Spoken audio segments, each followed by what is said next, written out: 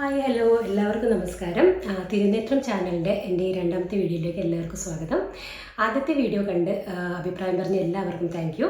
കാണാത്തവരുണ്ടെങ്കിൽ ഒന്ന് ദയവേത് കാണണേ. പിന്നെ ഞാൻ ഇന്ന് വന്നിരിക്കുന്നത് ഒരു കഥയായിട്ടാണ് കേട്ടോ. അപ്പോൾ കഥയിൽ നിന്ന് തന്നെ തുടങ്ങാമെന്ന് വെച്ചാൽ എല്ലാവർക്കും ഇഷ്ടമാണല്ലോ കഥ. അപ്പോൾ കഥ എന്താണെന്ന് വെച്ചാൽ ഇത് 10 വർഷം മുമ്പ് നടന്നൊരു കഥയാണ്. അപ്പം ഞാൻ അന്നേരം ബാംഗ്ലൂരായിരുന്നു. അപ്പം ഞാനും എൻ്റെ ചേച്ചിയും ഷോപ്പിങ്ങിന് വേണ്ടിയിട്ട് ബാംഗ്ലൂരിൽ ഒരു സ്ട്രീറ്റിലേക്ക് കൂടി നടന്നു പോകുമായിരുന്നു. അപ്പോൾ അവിടെ ഒരു അപ്പൂപ്പൻ ഇരിക്കുന്നുണ്ടായിരുന്നു. ആ അപ്പൂപ്പൻ എന്താണെന്ന് അറിയോ, പച്ച കുത്തുന്ന ഒരാളാണ്. അപ്പോൾ അപ്പൂപ്പൻ്റെ കയ്യിൽ ഒരു പച്ചിലയുടെ പേസ്റ്റ്, കുറച്ച് മഞ്ഞൾപ്പൊടി, പിന്നെ ഒരു മെഷീൻ, പിന്നെ കുറേ അച്ചുകളുണ്ടായിരുന്നു. അതായത് നമ്മൾ ആ അച്ച് വെച്ചിട്ടാണ് പിന്നെ ആദ്യം ഡിസൈൻ ഉണ്ടാക്കും. അത് കഴിഞ്ഞിട്ട് അതിൻ്റെ മുകളിൽ മെഷീൻ വെച്ചിട്ട് ആ പച്ചില വെച്ചിട്ട് ഡിസൈൻ ചെയ്യും. എന്നിട്ട് പിന്നെ മഞ്ഞൾപ്പൊടി അതിൻ്റെ മുകളിൽ തൂകും. ഇതാണ് പ്രൊസീജിയർ. അപ്പോൾ ഞാനിത് നോക്കി ആൾക്കാരിത് ചെയ്യുന്നത്. അപ്പോൾ പിന്നെ എനിക്ക് തോന്നി, പെട്ടെന്നുള്ളൊരു മോഹമായിരുന്നു ഇതൊന്ന് ചെയ്യണം എന്നുള്ളത്. അത് പോയി നോക്കുമ്പോഴത്തേക്കും അതിനകത്തുനിന്ന് എനിക്ക് കുറച്ചെങ്കിലും ഭേദപ്പെട്ട ഒരു ജീവിയുടെ ഇത് ചെയ്യാമെന്ന് വിചാരിച്ചു. അതുവരെ ഈ ടാറ്റു ചെയ്യണം എന്നുള്ള ഒരു ചിന്തയും എനിക്കുണ്ടായിരുന്നില്ല. പക്ഷേ അപ്പോൾ തോന്നിയൊരു മോഹം കേട്ടോ. അപ്പോൾ തന്നെ അത് ചെയ്ത് ഞാൻ വീട്ടിൽ വന്നു. പക്ഷേ വീട്ടിൽ നിന്ന് തീരെ ഭയങ്കര അതിന് ഓപ്പോസിഷനായിരുന്നു. വീട്ടിൽ നിന്ന് ഭയങ്കര പ്രശ്നമാക്കി. പക്ഷേ ഇതിന് ശേഷം എന്നെ കാണുന്നവരൊക്കെ എന്നോട് ചോദിക്കും, ഇതെന്താണ് ചെയ്തിരിക്കുന്നത്, നീയും ഇതും തമ്മിലുള്ള ബന്ധം എന്താണ്? ഇതൊന്നും എനിക്കറിയില്ല. ഞാൻ പെട്ടെന്ന് അന്നേരം തോന്നി അത് ചെയ്തെന്നേ ഉള്ളൂ. പക്ഷേ എനിക്ക് പിടിച്ചു നിൽക്കാൻ വേണ്ടിയിട്ട് എനിക്ക് എന്തെങ്കിലും പറയണമല്ലോ, നല്ല എന്തെങ്കിലും കാര്യങ്ങൾ പറയണമല്ലോ. അപ്പോൾ അതിനും വേണ്ടിയിട്ട് ഞാൻ ഇതിനെക്കുറിച്ചൊന്ന് പഠിക്കാമെന്ന് വിചാരിച്ചു. അങ്ങനെയാണ് ഞാൻ ഈ ഒരു കാര്യത്തിലേക്ക് ഇതിനെക്കുറിച്ചൊന്ന് റിസർച്ച് ചെയ്യാമെന്ന് വിചാരിച്ചു. അപ്പോൾ എന്താണെന്നറിയോ, ഞാൻ അന്ന് അടിച്ച ടാറ്റു ഞാൻ കാണിച്ചില്ല, കണ്ടോ? അതെ, ഇതിനെക്കുറിച്ച് തന്നെയാണ് ഇന്ന് പറയാൻ പോകുന്നത്. നാഗങ്ങളും ആയില്യം നക്ഷത്രവും.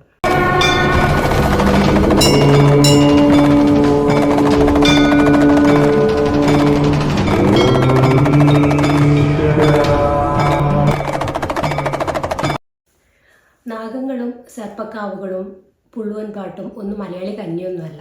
എല്ലാവർക്കും സുപരിചിതമായ ഒരു കാര്യം തന്നെയല്ലേ. അപ്പോൾ മലയാളികൾക്കറിയാം, ഒരുവിധം പഴയ എല്ലാ തറവാടിനോട് ചേർന്നിട്ടും അമ്പലങ്ങളോട് ചേർന്നിട്ടും ഒക്കെ ഒരു നാഗം എന്തായാലും ഉണ്ടാകുന്നതായിരിക്കും. സാധാരണ ദൈവങ്ങളെ പോലെ തന്നെ ദൈവിക സങ്കല്പം കൊടുത്ത് ആരാധിച്ചു പോന്നിരുന്ന ഈ നാഗങ്ങൾ എന്താണ് മനുഷ്യജീവികളുമായിട്ട്, മനുഷ്യൻ ഒരു ജീവി തന്നെയാണല്ലോ, മനുഷ്യനുമായിട്ട് എന്താണ് ഒരു ബന്ധം എന്നുള്ളത് ഞാൻ ചെറുപ്പകാലത്ത് തന്നെ ചിന്തിച്ചിട്ടുണ്ടായിരുന്നു. അതെനിക്ക് പിന്നെ ആരും അതിനുള്ള ശരിക്കുള്ളൊരു ഉത്തരം തന്നില്ല. അപ്പോൾ ഈ നാഗങ്ങൾ നമ്മുടെയായിട്ട് എന്താണ് ബന്ധം എന്നുള്ളത് നമുക്കൊന്ന് നോക്കാം. നാഗങ്ങൾക്ക് മനുഷ്യരുമായിട്ടുള്ള ബന്ധം പറയുന്നതിന് മുൻപ് നമുക്കൊന്ന് കുറച്ച് പുരാണം പരിശോധിച്ചാലോ?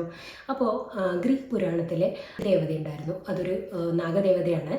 അപ്പോൾ ആ ദേവതയുടെ ആ ദേവത എന്ന് പറഞ്ഞാൽ മെഡിസിൻ്റെയും ഹീലിങ്ങിൻ്റെയും ഒരു ദേവതയായിട്ടാണ് ആരാധിച്ചിട്ടുണ്ടായിരുന്നത്. അതുപോലെ തന്നെ ഗ്രീക്ക് മിത്തോളജിയിൽ വേറൊരു ദൈവം ഹെർമിസ് എന്ന് പറഞ്ഞൊരു ദൈവമുണ്ട്. ആ ദൈവം ബുദ്ധിയുടെയും കമ്മ്യൂണിക്കേഷൻ്റെയും ട്രേഡിങ്ങിൻ്റെയും, അതായത് കച്ചവടത്തിൻ്റെയൊക്കെ ഒരു ദേവതയായിട്ടാണ് വിശ്വസിച്ചിട്ടുണ്ടായിരുന്നത്.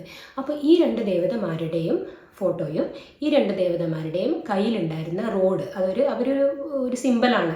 ഇതൊന്ന് നോട്ട് ചെയ്ത് വെച്ചോളൂ. നിങ്ങളത് കണ്ടിട്ടുണ്ടാവും എവിടെയെങ്കിലും. എക്ലിപ്ഷ്യസിന് കയ്യിലുള്ള ഈ റോഡാണ് സിമ്പിൾ ഓഫ് മെഡിസിൻ ആയിട്ട് യൂസ് ചെയ്യുന്നത്. അതുപോലെ തന്നെ ഹെർമിസിൻ്റെ കയ്യിലുള്ള ഈ റോഡാണ് WHO സിമ്പിളായിട്ട് യൂസ് ചെയ്യുന്നത്. ഇനി നമുക്ക് ഹിന്ദു പുരാണത്തിലെ നഖങ്ങളുമായി ബന്ധപ്പെട്ട കാര്യങ്ങളൊന്ന് പറഞ്ഞു പോകാം. മഹാവിഷ്ണുവിൻ്റെ ശയ്യയൊരുക്കിയ അനന്തൻ്റെ അവതാരങ്ങളായ ഭഗവാൻ ശ്രീരാമൻ്റെ കൂടെ ജനിച്ച ഭഗവാൻ ലക്ഷ്മണൻ, ഭഗവാൻ ശ്രീകൃഷ്ണൻ്റെ കൂടെ ജനിച്ച ഭഗവാൻ ബലഭദ്രൻ. ഇനി നമുക്ക് ആയില്യം നക്ഷത്രത്തിലേക്ക് പോകാം. 27 നക്ഷത്രങ്ങളിൽ 9ാമത്തെ നക്ഷത്രമാണ് ആയില്യം. ആയില്യത്തിൻ്റെ ദേവത നാഗങ്ങളാണ്. ആയില്യത്തിൻ്റെ സിമ്പിൾ വന്നിട്ടും നാഗങ്ങൾ തന്നെയാണ്, അതായത് ചുറ്റിപ്പിണഞ്ഞ് കിടക്കുന്ന സർപ്പം. പിന്നെ ആയില്യം കർക്കിടക രാശിയിൽപ്പെട്ട ഒരു നക്ഷത്രമാണ്, അതായത് ചന്ദ്രൻ്റെ രാശിയാണ്. ആയില്യത്തിൻ്റെ റൂളർ ബുധനാണ്. അപ്പോൾ അത് ചന്ദ്രൻ്റെ ഇമോഷണലായിട്ടുള്ള ചന്ദ്രനും ബുദ്ധിമാനായ ബുധനും, ഇത് രണ്ടും ചേർന്നിട്ട് ഇമോഷണൽ ഇൻ്റലിജൻസ്, അതായത് ഇമോഷണൽ ഇൻ്റലിജൻസ് ഉള്ള ആൾക്കാരായിരിക്കും ഈ നക്ഷത്രത്തിൽപ്പെട്ട ആൾക്കാർ. പിന്നെ ഈ ഒരുപാട് പഴികൾ കേട്ടിട്ടുള്ള ഒരു നക്ഷത്രമാണ് ആയില്യം. പലർക്കും അറിയാം. അതായത് ആയില്യം നക്ഷത്രത്തിൽ ജനിച്ചവരുടെ അയൽക്കാർക്ക് നല്ലതല്ല, അവരുടെ മുള വെച്ച് പിടിപ്പിക്കുക, പിന്നെ ഈ നക്ഷത്രത്തിൽ ജനിച്ചു കഴിഞ്ഞാൽ അവർ കണ്ടതൊക്കെ അടിച്ചു കൊണ്ടുപോകും, അങ്ങനെ കുറേ പല പഴികളും കേട്ടിട്ടുണ്ട്. അപ്പോൾ ശരിക്കും ഞാൻ മനസ്സിലാക്കിയത്, ഈ നക്ഷത്രത്തിൽ ജനിച്ചത് കൊണ്ട് അങ്ങനെ ആവണമെന്നില്ല. ഈ നക്ഷത്രത്തിൽ ജനിച്ചാലും ചന്ദ്രൻ്റെ പക്ഷബലം, ബുധൻ്റെ ബലം, പിന്നെ ഗുരുവിൻ്റെ ബലം, ഇങ്ങനെയുള്ള പല കാര്യങ്ങളും നോക്കിയിട്ടാണ് അതിലേക്ക് ബലം കുറഞ്ഞു കഴിഞ്ഞാലോ അല്ലെങ്കിൽ ഈ പറയുന്ന ഗ്രഹങ്ങളുടെ കൂടെ പാപഗ്രഹങ്ങൾ നിന്ന് കഴിഞ്ഞാലോ ആണ് ഈ ആയില്യ നക്ഷത്രത്തിന് ഒരു ദോഷഫലം ഉണ്ടാകുന്നത്. ഇവർ പൊതുവെ ഹീലേഴ്സ് ആണല്ലോ, ഇവർ ഡോക്ടേഴ്സാണ്. ആയില്യ നക്ഷത്രത്തിൽ പെടുന്ന ആൾക്കാർ പൊതുവെ ആൾക്കാർക്ക് ബെറ്റർമെൻറ്റ് ഓഫ് സൊസൈറ്റി, അതായത് ഒരു സമൂഹത്തിന് ഉന്നമനത്തിന് വേണ്ടി, നന്മയ്ക്ക് വേണ്ടിയിട്ട് ആയിട്ട് ജനിച്ചിരിക്കുന്ന ആൾക്കാരാണ് ഇവർ. അപ്പോൾ ഇവർ അതായത് നമ്മൾക്ക് പോയിസൺ എടുത്തു കഴിഞ്ഞ് കഴിഞ്ഞാൽ, ഡ്രഗ്സ് എടുത്തു കഴിഞ്ഞ് കഴിഞ്ഞാൽ ഒരു ഡോസിൽ കൂടിക്കഴിഞ്ഞ് കഴിഞ്ഞാൽ അത് വിഷമാണല്ലോ. അതേപോലെ തന്നെയാണ് ആയില്യ നക്ഷത്രത്തിൻ്റെയും കാര്യം. അതായത് ആയില്യ നക്ഷത്രം 4 പാദങ്ങളിലാണല്ലോ. അതിൽ 1ാമത്തെ പാദം നല്ലതാണ്, ഡോക്ടേഴ്സിന് പറ്റിയതാണ്.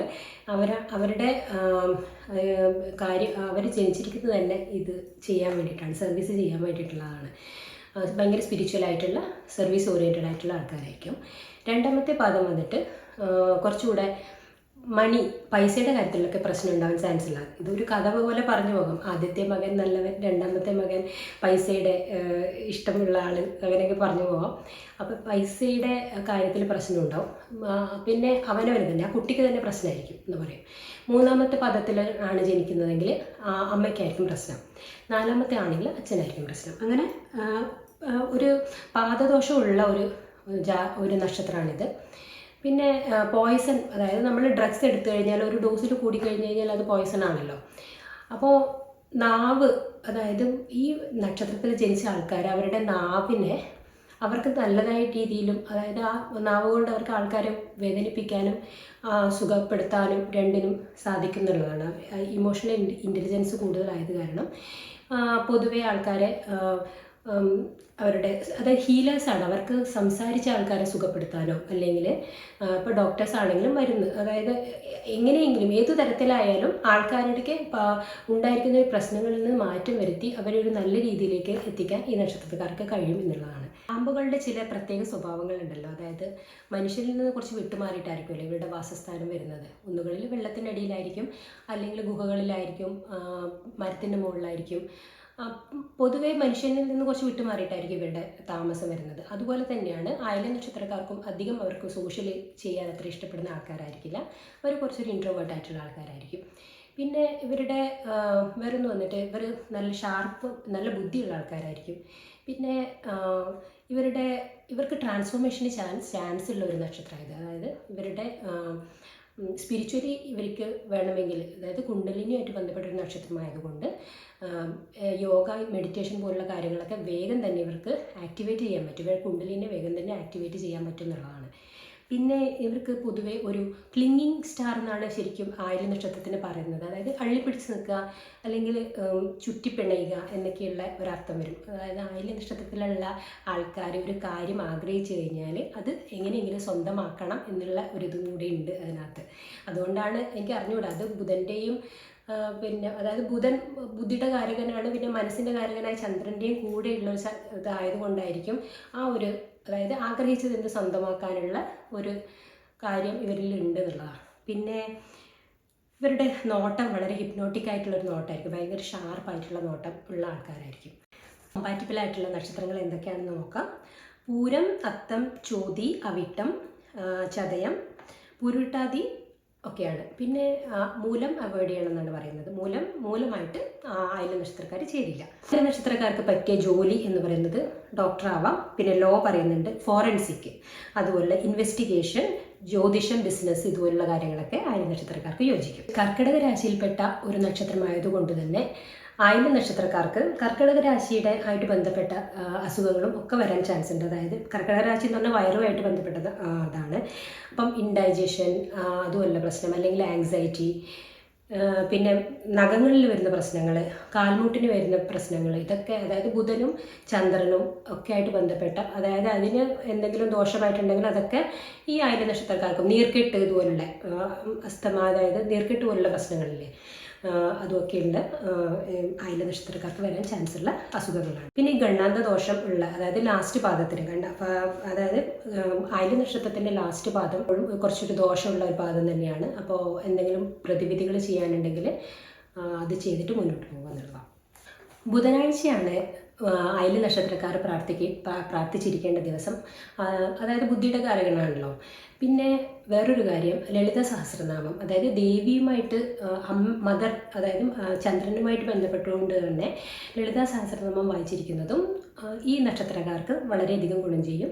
പിന്നെ കുണ്ടലിനിയുമായിട്ട് ബന്ധപ്പെട്ടത് കൊണ്ട് തന്നെ യോഗ, അതുപോലെ സ്പിരിച്വലി മെഡിറ്റേഷൻ, അതുപോലുള്ള കാര്യങ്ങളൊക്കെ ഇവർക്ക് നന്നായിട്ട് പെട്ടെന്ന് തന്നെ ഇവർക്ക് അതിൽ നിന്നുള്ള റിസൾട്ട് കിട്ടുന്നുള്ളതാണ്. അതിലും നക്ഷത്രക്കാർ പോയിരിക്കേണ്ട കുറച്ച് അമ്പലങ്ങളാണ് ഇനി പറയാൻ പോകുന്നത് കേട്ടോ. ഒന്ന് മണ്ണാർശാല, ഞങ്ങൾക്കെല്ലാം അറിയുന്ന അമ്പലങ്ങൾ തന്നെയാണ്. മണ്ണാർശാല, വെട്ടിക്കോട്, പാമ്പമേക്കാട്, പെരളശ്ശേരി, കയ്യം, കുക്കെ സുബ്രഹ്മണ്യ സ്വാമി ക്ഷേത്രം, പിന്നെ ശ്രീകാളഹസ്തി, ആന്ധ്രാപ്രദേശിലുള്ള ശ്രീകാളഹസ്തി. അപ്പോൾ ഈ അമ്പലങ്ങളിലൊക്കെ നാഗങ്ങളുടെ അമ്പലങ്ങളാണ്. കൂടാതെ സുബ്രഹ്മണ്യൻ്റെ അമ്പലങ്ങളും ഇതിനകത്ത് പറയുന്നുണ്ട്. എങ്ങനെയാണ് സുബ്രഹ്മണ്യൻ, ശിവൻ്റെ പുത്രനായ സുബ്രഹ്മണ്യൻ കുണ്ടലിനിയുമായി ബന്ധപ്പെട്ട ഒരു ദേവത തന്നെയാണ്. അപ്പോൾ ഇവിടെ നിന്നൊക്കെ നമുക്കൊരു പ്രസാദം കിട്ടുമല്ലോ. കൂടുതലും ഇതുപോലുള്ള ക്ഷേത്രങ്ങളിൽ പോയി കഴിഞ്ഞാൽ മഞ്ഞളാണ് പ്രസാദമായിട്ട് കിട്ടുന്നത്. അപ്പോൾ എന്തുകൊണ്ടാണ് മഞ്ഞൾ പ്രസാദമായിട്ട് തരുന്നത് അറിയാലോ. മഞ്ഞളിൽ ഒരു മെഡിസിനൽ പ്രോപ്പർട്ടി ഉണ്ട്. നമ്മളെ പല പ്രശ്നങ്ങളും ഹീൽ ചെയ്യാനുള്ള ഒരു പ്രോപ്പർട്ടി മഞ്ഞളിലുണ്ട്. ബ്ലഡിനെ തിന്നിയിപ്പിക്കാനുള്ള ഒരു പ്രോപ്പർട്ടി ഉണ്ട്. പിന്നെ നമ്മളെ സ്കിന്നിന് പ്രശ്നങ്ങൾ വന്നു കഴിഞ്ഞാൽ മഞ്ഞൾ യൂസ് ചെയ്ത് കഴിഞ്ഞാൽ അത് സ്കിൻ റിലേറ്റഡ് ആയിട്ടുള്ള പ്രശ്നങ്ങളൊക്കെ മഞ്ഞൾ കൊണ്ട് അതിനെ സുഖപ്പെടുത്തുന്നത് നമുക്കറിയാം. അതുപോലെ മഞ്ഞൾ നമ്മൾ കഴിച്ചു കഴിഞ്ഞാൽ നമ്മുടെ ശരീരത്തിൽ പലതരത്തിലുള്ള അസുഖങ്ങൾക്കും മഞ്ഞൾ ഒരു നല്ല പ്രതിവിധി തന്നെയാണ്. ആൻറ്റി ഇൻഫ്ലമേറ്ററി ആണ്, ആൻറ്റി ബാക്ടീരിയൽ, എല്ലാവർക്കും അറിയുന്നത് തന്നെയാണ്. അപ്പോൾ പക്ഷേ നെക്സ്റ്റ് ടൈം നമ്മൾക്ക് ഈ അമ്പലങ്ങൾക്ക് പോയി കഴിഞ്ഞാൽ മഞ്ഞൾ തരുവാണെങ്കിൽ അത് പലരും നെറ്റിയിലിട്ട് നടക്കുന്നത് കാണാം. അത് ഉള്ളിലേക്ക് കഴിക്കാൻ വേണ്ടി തരുന്ന മെഡിസിൻ അല്ലേ അത്. പക്ഷേ അതിൻ്റെ ക്വാളിറ്റി എത്രമാത്രം ഉണ്ടെന്ന് നമുക്ക് പറയാൻ പറ്റില്ല. അതിൽ എന്തെങ്കിലും അഡൾട്രേഷൻ നടന്നു കഴിഞ്ഞിട്ടുള്ള മഞ്ഞളാണെങ്കിൽ ബുദ്ധിമുട്ട് തന്നെയാണ്, നമ്മൾ കഴിക്കേണ്ട എന്നുള്ളത് തന്നെയാണ്. അല്ലാതെ ശരിക്കുള്ള മഞ്ഞൾ അതും ഒരു ഡോസ്, അത് നമ്മൾ ശരിക്കും ഡയറക്റ്റായിട്ട് തന്നെ ദഹിപ്പിക്കാൻ നമ്മുടെ ശരീരത്തിന് കഴിവില്ല എന്നാണ് പറയാം. അതുകൊണ്ട് തന്നെ മഞ്ഞൾ എപ്പോഴും ഒന്നുകിൽ കുരുമുളക് കൂട്ടിയിട്ട്, അല്ലെങ്കിൽ എന്തെങ്കിലും ഒരു ഫാറ്റിൻ്റെ കൂടെ, അതല്ലെങ്കിൽ ഒരു ഈ വെളിച്ചെണ്ണയുടെ കൂടെയോ അല്ലെങ്കിൽ എന്തെങ്കിലും നെയ്യുടെ കൂടെയോ ചാലിച്ചിട്ട് വേണം മഞ്ഞൾ കഴിക്കുക എന്നുള്ളതാണ്. നേരത്തെ നമ്മൾ സുബ്രഹ്മണ്യനെ കുറിച്ച് പറഞ്ഞല്ലോ. പഴനിയിലുള്ള മുരുകൻ്റെ വിഗ്രഹം ഉണ്ടാക്കിയിരിക്കുന്നത് നവപാഷാണം കൊണ്ടാണെന്ന് പലർക്കും അറിയാം. അതായത് ബോഗറാണ് ഈ ഒരു വിഗ്രഹം ഉണ്ടാക്കിയിരിക്കുന്നത്. 9 തരം വിഷക്കൂട്ടുകൾ ചേർത്തിട്ടാണ് ഇതുണ്ടാക്കിയിരിക്കുന്നത്. അപ്പോൾ ഈ വിഷങ്ങൾ ചേരുമ്പോൾ അതൊരു ഔഷധമായിട്ട് മാറുന്നു എന്നുള്ളതാണ് അതിൻ്റെ കോൺസെപ്റ്റ്. അപ്പോൾ ഈ ഒരു വിഗ്രഹം ഇവിടെ പ്രാർത്ഥിക്കാൻ പോകുന്നവർ എല്ലാ ദിവസവും അവിടുത്തെ പ്രസാദം, അതായത് അതിൽ നിന്ന് കിട്ടുന്ന അഭിഷേകം, കൂടുതലായിട്ടും അവിടെ അഭിഷേകമാണല്ലോ, അഭിഷേകം ചെയ്തിട്ട് കിട്ടുന്ന പ്രസാദം കഴിക്കുകയാണെങ്കിൽ അത് പല അസുഖങ്ങൾക്കും ഉള്ളൊരു മരുന്നായിട്ട് ആണ് പറയുന്നത്. അപ്പം സുബ്രഹ്മണ്യനും നാഗദേവതയായിട്ട് ഉള്ള ബന്ധം അപ്പോൾ മനസ്സിലായല്ലോ. ഇപ്പോൾ പലപ്പോഴും ആൾക്കാർ പലതരത്തിലുള്ള സ്കിൻ റിലേറ്റഡ് ആയിട്ടുള്ള പ്രശ്നങ്ങൾ, അല്ലെങ്കിൽ കുട്ടികൾ ഉണ്ടാവുന്നില്ല, അതുപോലെയുള്ള ഫെർട്ടിലിറ്റി റിലേറ്റഡ് ആയിട്ടുള്ള പ്രശ്നങ്ങൾക്കൊക്കെ ഈ സർപ്പശാപം, ജാതകം നോക്കുമ്പോൾ പറയും സർപ്പദോഷം ഉണ്ടെന്ന് പറയും. അപ്പോൾ അതെന്തുകൊണ്ട് വന്നു എന്ന് ചോദിച്ചു കഴിഞ്ഞാൽ ഒരു കാലത്ത് എത്രയോ ജനറേഷൻസ് ബാക്ക്, 7 തലമുറ ആണ് ഒരു കണക്ക്. ആ ജനറേഷൻസ് ബാക്ക് ഈ സർപ്പങ്ങളെ പരിപാലിച്ചിട്ടില്ല, അവരോട് അനീതി കാണിച്ചു. അതിൻ്റെ ഫലമാണ് ബാക്കിയുള്ള തലമുറയിലേക്ക് അത് പടർന്നു പോയിരിക്കുന്നത് എന്നുള്ളതാണ്. അപ്പോൾ നമ്മൾ ചെയ്യേണ്ടത് എന്താണെന്ന് വെച്ച് കഴിഞ്ഞാൽ, നമ്മൾ ഈ പറയുന്ന നാഗങ്ങളെയും സർപ്പക്കാവുകളെയും ഒന്നും ദ്രോഹിക്കാതെ അവരെ രീതിയിലേക്ക് പാട്ടിന് വിടുക. ഞാൻ ഈ ടോപ്പിക്കിന് വേണ്ടി പ്രിപ്പയർ ചെയ്യുന്ന സമയത്താണ് മോഹൻജി എഴുതിയ ഒരു റൈറ്റപ്പ് ഞാൻ ശ്രദ്ധിച്ചത്. അതിനകത്ത് പറയുന്നത് മനുഷ്യനും നാഗവും തമ്മിലുള്ള ബന്ധങ്ങളെക്കുറിച്ചാണ്. അതായത് നാഗം ആണ് മനുഷ്യനെ ദൈവവുമായിട്ട് ബന്ധപ്പെടുത്തിയത് എന്നുള്ളതാണ്. അവരാണ് പുരാതന മനുഷ്യനെ, അതായത് മനുഷ്യന് പണ്ട് ഇത്രയും ബുദ്ധിയും കാര്യങ്ങളൊന്നും ഉണ്ടായിരുന്നില്ലല്ലോ. അപ്പോൾ പുരാതന മനുഷ്യനെ ഇന്നത്തെ മനുഷ്യനിലേക്ക് വളർത്തിക്കൊണ്ടുവന്നതും എല്ലാ കാര്യങ്ങളൊക്കെ പറഞ്ഞ് മനസ്സിലാക്കി പഠിപ്പിച്ച് ഒരു ഉന്നത തലങ്ങളിലേക്ക് ഉയർത്തിയതും ഈ നാഗങ്ങളാണെന്നുള്ളതാണ് പറഞ്ഞു വരുന്നത്. അപ്പോൾ നമ്മളുടെ എല്ലാവരുടെയും ഉത്തരവാദിത്തമാണ് നാഗങ്ങളെ സംരക്ഷിക്കുക, ഈ സർപ്പങ്ങളെയൊക്കെ സംരക്ഷിക്കുക എന്നുള്ളത്. ഇപ്പം നമ്മുടെ ഭൂമിയിലുള്ള പാമ്പുകളെന്ന് പറയുന്നത് ഈ നാഗങ്ങളല്ല. എന്നിരുന്നാൽ തന്നെയും ഈ ഭൂമിയുടെ സംരക്ഷകരാണ് അവരും. അപ്പോൾ അവരെയും അതേപോലെ സർപ്പക്കാവുകളെയും നാഗങ്ങളെയും ഒക്കെ സംരക്ഷിക്കേണ്ട ചുമതല മനുഷ്യനും ഒക്കെ ഉള്ളത്. ഇത്രയൊക്കെയാണ് എനിക്ക് ആയില്യ നക്ഷത്രത്തിനെ കുറിച്ച് പറയാനുള്ളത്. ഇപ്പം നെക്സ്റ്റ് ടൈം ആരെങ്കിലും ആയില്യ നക്ഷത്രത്തെക്കാരെ കാണുവാണെങ്കിൽ ഒട്ടും ഭയക്കേണ്ടതില്ല. ലക്ഷത്തിലോ കോടിയിലോ ഒരാൾ ചിലപ്പോൾ വിഷമായിരിക്കാം. ഇതിൽ തന്നെ ഹീലേഴ്സും ഉണ്ട്, വിഷമുള്ള ആൾക്കാരും രണ്ടും ഉണ്ടെന്നാണല്ലോ പറയുന്നത്. അപ്പോൾ എല്ലാവരും അങ്ങനെ ആയിരിക്കണമെന്നില്ല. ഓക്കെ, അപ്പോൾ എല്ലാവരും നല്ലൊരു ദിവസം ആശംസിക്കുന്നു. അടുത്തതായിട്ട് മറ്റൊരു നക്ഷത്രവുമായിട്ട് വീണ്ടും കാണാം. Thank you. നാഗരാജന്റെ സന്നിധിയില്ലേ അൻപോട് വന്നു നാഗരാജന്റെ സന്നിധിയിൽ